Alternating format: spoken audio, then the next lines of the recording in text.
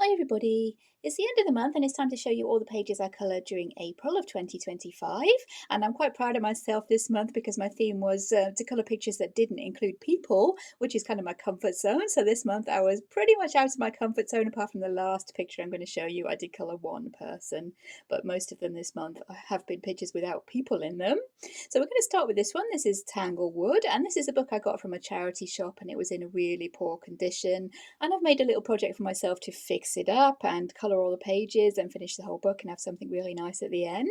So this page that I coloured this month is actually a double page spread, and I'll put up a screenshot here of what it did look like before I started working on it.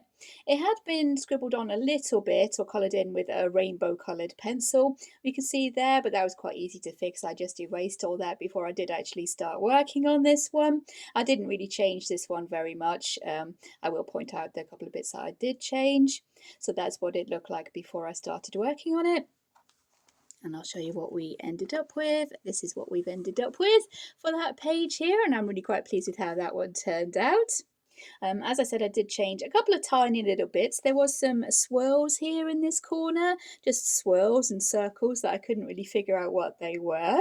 Because this book has lots of Zen doodly kind of patterns and stuff like that in it, and I couldn't figure out what the circles were, so I turned those into logs, like a pile of cut logs there, by adding in some bark around the outside, and yeah, I think that works quite well. The rainbow pencil, as I said, I erased that, and then I worked on top of the animals with some acrylic markers and some pencil shading.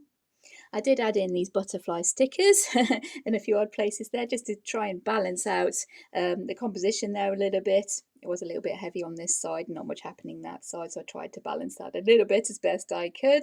The rest of the page is mainly acrylic markers, pencil shading, and gel pens. I did use a lot of gel pens to go around the outlines of the flowers. I used a brown one to go around the daffodils. I think I used a gold one as well, and a yellow one for the primroses at the bottom there. So it is a little bit sparkly. I'm not sure if we can make that sparkle in the light, but yeah, the outlines are a little bit sparkly on that one, and I'm really quite pleased with how that turned out. I did add in a few little stick-on crystals there for the jewellery bit. This swan here, each page is supposed to have a little bit of jewellery hidden in it, maybe not so subtly like in this picture here, but there is supposed to be a little bit of jewellery hidden. I stuck on my stick-on crystals there. The rest, as I said, acrylic markers, pretty much Prismacolor pencils, I think, and the background here, I did that with just some light blue watercolour to add in a little bit of colour there, and also to test whether the page would take the watercolour, and it did seem to take it pretty well. It didn't leak through to the other side, so that's a bonus. We can use the watercolour in this book, but all in all, yeah, really quite pleased with how that one turned out. And another page finished in my Tanglewoods book. I am hoping to finish this year. I'm not too hopeful that I'll be able to, but yeah, that is my project. Tanglewood, hoping to finish this year.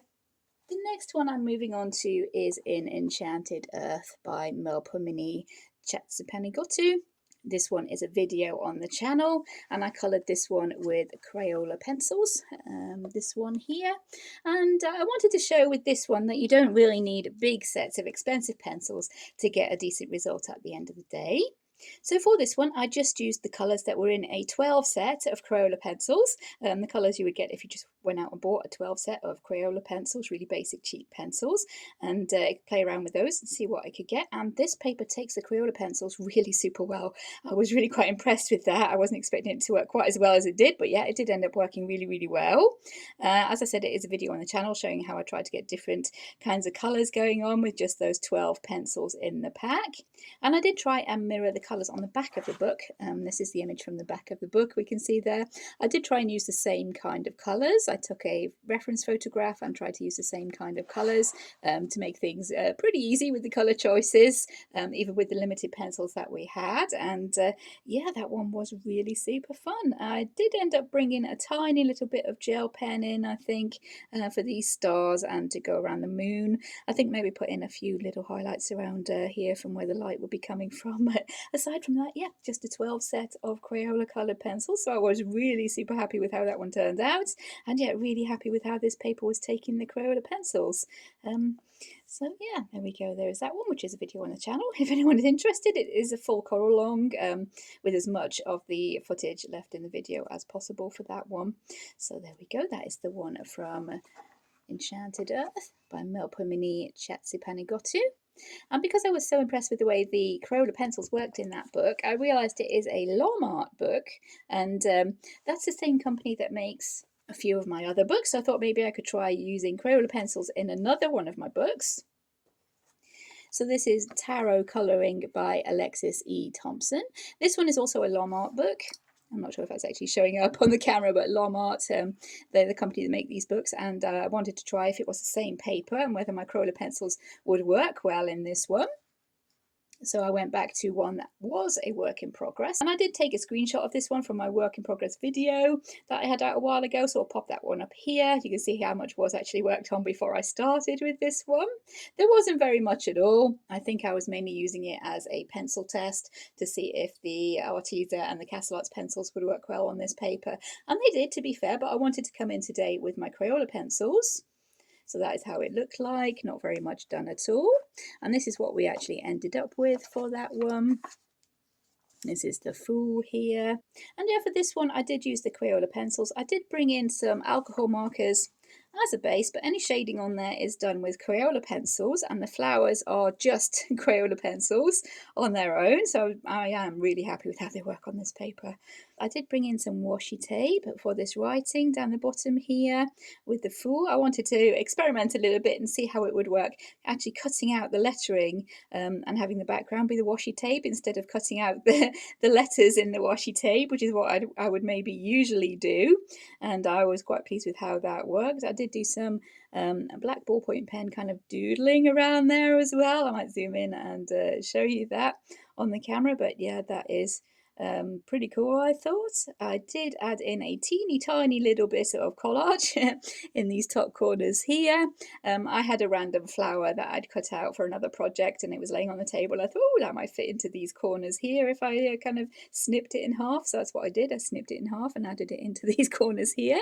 So those flowers aren't actually there. I collaged those in. And yeah, really pleased with how that one turned out. And it was super nice to get that one done. It had been a work in progress for quite a while, that one, as a little pencil test. So I'll try and bring us in a little bit and get used to this zooming in. There we go, a little bit closer to see the details there.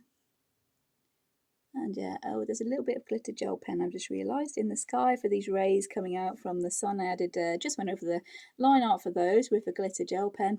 Just a little bit of glitter on there. We can see the doodling I've done around the writing there at the bottom, just to give it a kind of whimsical look to it, I thought. And yeah, really pleased with how that one did turn out.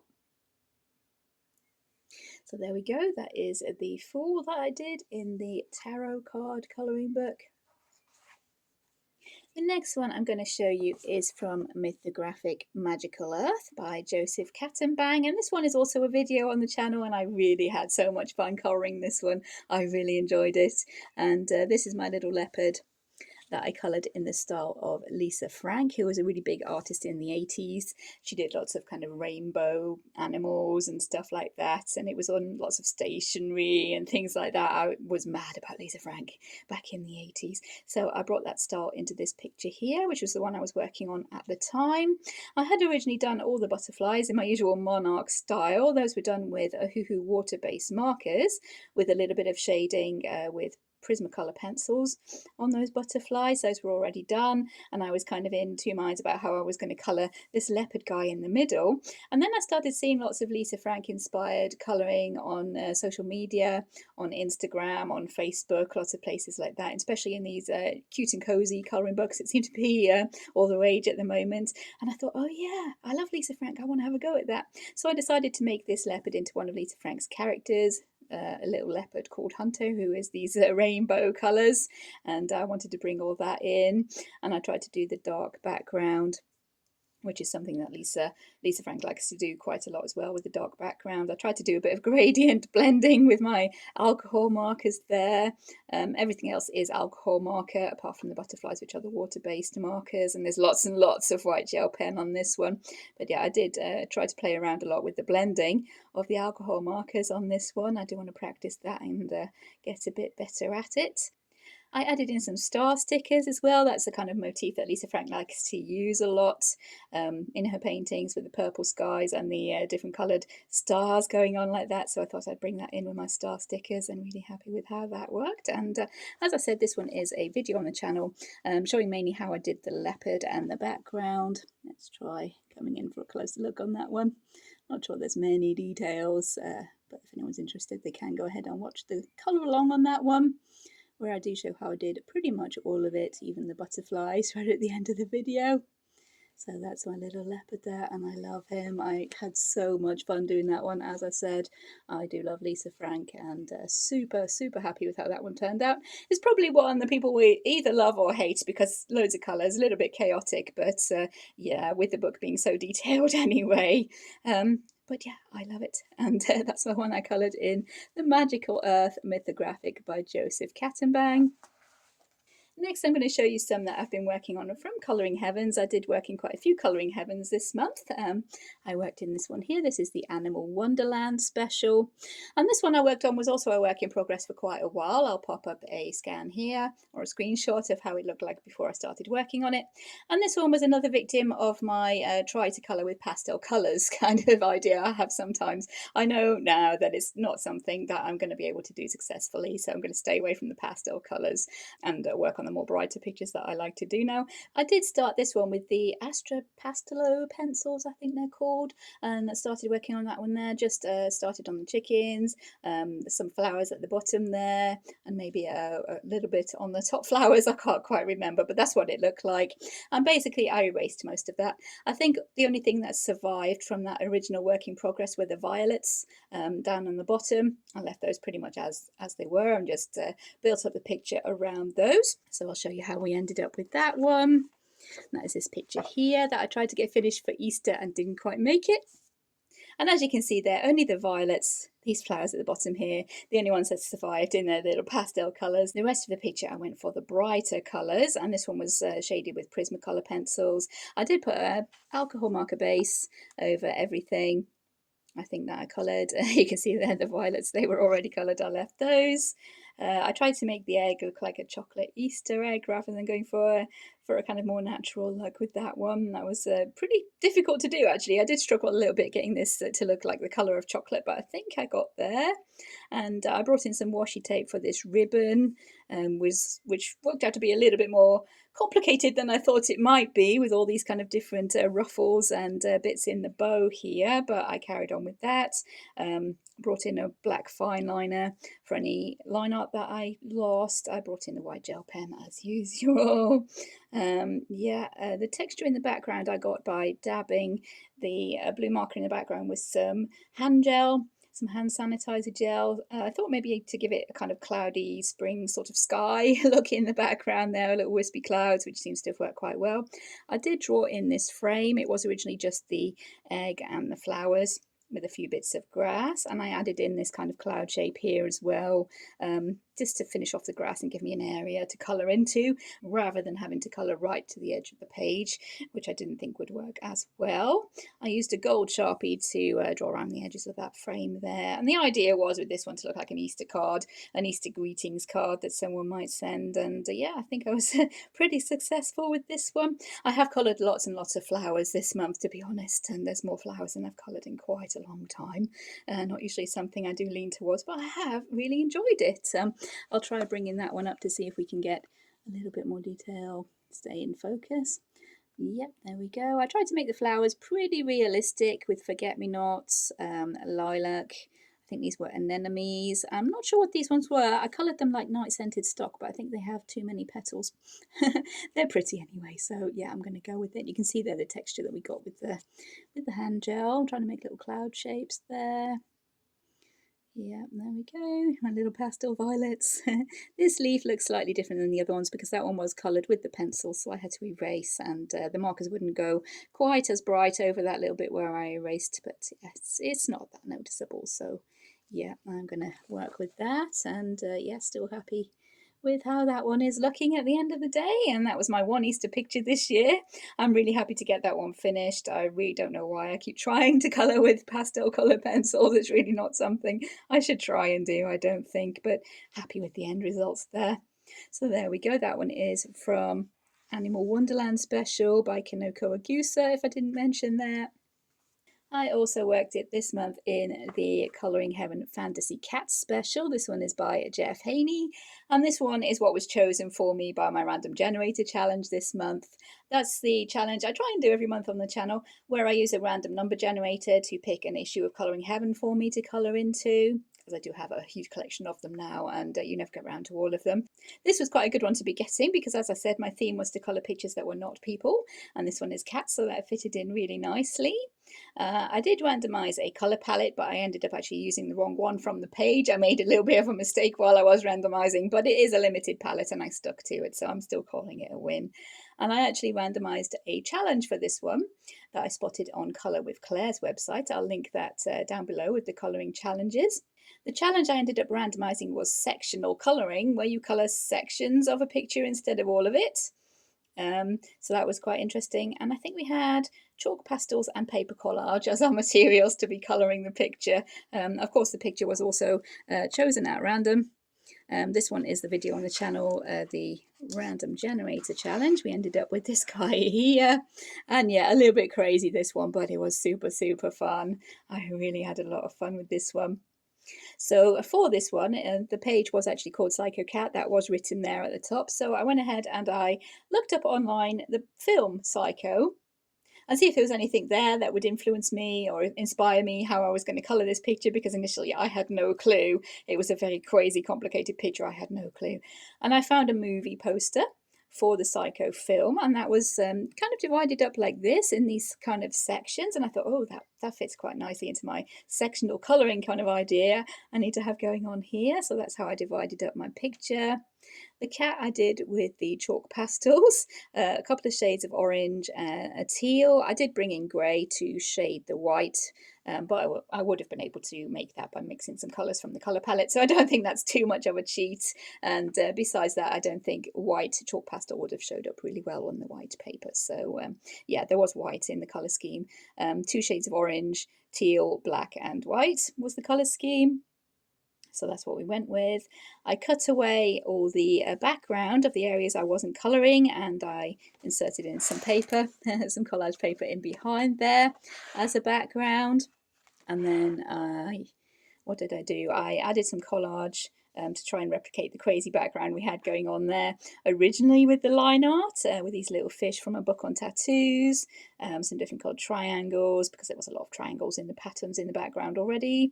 I tried bringing in the white gel pen to go with the kind of doodly kind of effect that was going on in the background, and mine is not quite as crazy. I did tone it down a little bit, I think, in the end, but yeah, that's kind of what we had going on.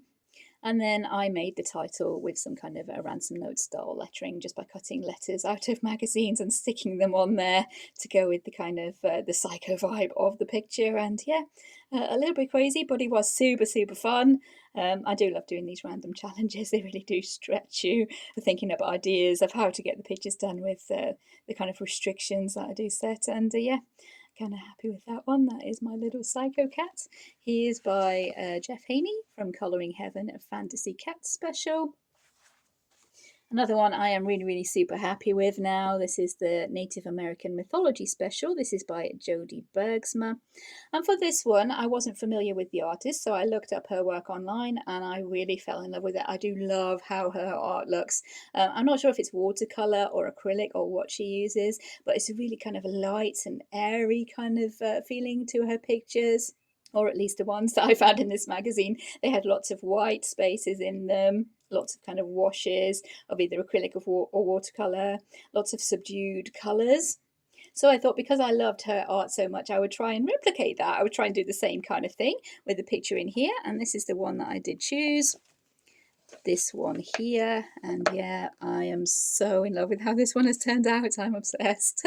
Yeah, this is her style of art pretty much. I replicated it as close as I possibly could. This one is called The Three Watchmen. You can look that up online to see what hers looks like compared to mine. Mine is similar, not exactly the same. My colours are slightly darker for this background, I think. Yeah, but all the other colours I tried to keep the same. This colour in the background was more of a kind of dusty grey blue in her picture, I think, but I did get as close as I could. This one was with alcohol markers. Yeah, everything is alcohol marker based. I did try and do a little bit of shading with the alcohol markers as well, a little bit of blending and shading to give myself a nice base to be working on top of, so it made it a little bit easier. I tried to use some really subdued colours, and these were Prismacolor pencils. And one thing I did notice with the Prismacolor pencils, I didn't really have any subdued greens in my set of Prismacolor pencils.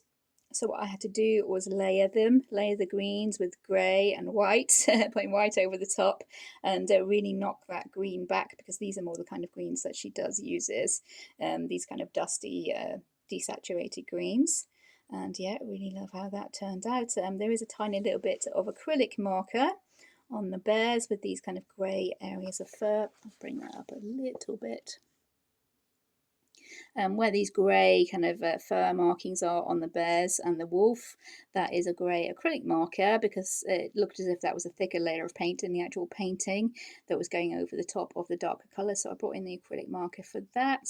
Everything else is the alcohol markers with the Prismacolor shading, and then we have a gold Sharpie just to go outline the edges to tidy up any little splodges over the edges of the lines that I might have made, because as usual I'm not the neatest at all. But yeah, I am super happy with how that one turned out. I do love it, and I think for the rest of that magazine, if I do go back and colour that one again, I will be looking at Jody's original art and again trying to replicate it, because I do love her art. It will be really nice to have a magazine that I can just look through with all her style of art in it. And yeah, that one is from the Native American Mythology Special Colouring Heaven. That is by Jody Bergsma, and I'm super happy with how that one turned out. And last of all, another Colouring Heaven. This is the Healing Crystal Special. And this one I coloured, or partly coloured at least, for a tutorial on the Colouring Heaven YouTube channel. So I will link that down in the description below. I did colour that for Colouring Heaven. So this is the one person I did end up finishing colouring this month. And again, really happy with how this one turned out. I have got this one printed out onto my own paper. It is this lady here. That is the picture in the actual magazine. We can see there. My printout is a tiny little bit smaller, but that is the same image we can see there. So I'll just pop the magazine to the side. We can have a look at the picture there. And this one is mainly with Ohuhu markers. Pretty much all Ohuhu markers, again working on the blending and shading with markers, trying to get that to work all together. I used a white gel pen.